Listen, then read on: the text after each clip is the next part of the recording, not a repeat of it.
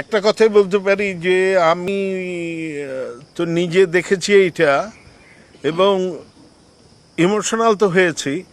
তো বেশি ইমোশনাল হয়ে পড়েছি যখন দর্শকের কমেন্ট এবং দর্শকের রেসপন্সে আমি দর্শক আর কাঁদবে কি, আমি তো নিজেই কাঁদছি, এবং একটা পর্যায়ে আমি সব বন্ধ করে দিয়েছি, কারণ আমি আর নিতে পারছিলাম না।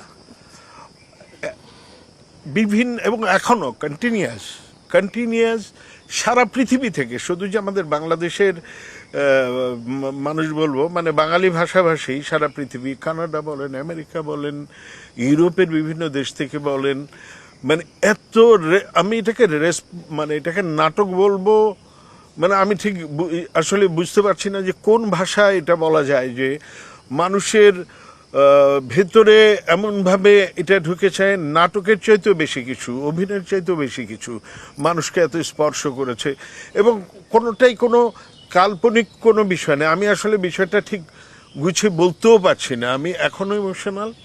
এবং একটা কথাই বলবো যে দর্শক যত কষ্ট পেয়েছেন, দর্শকও বলবো না, মানুষ যত কষ্ট পেয়েছেন, আপনাদের কষ্টে, আপনাদের ব্যথা আমি ব্যথিত, আমিও খুব খুব খুব কষ্ট পাচ্ছি।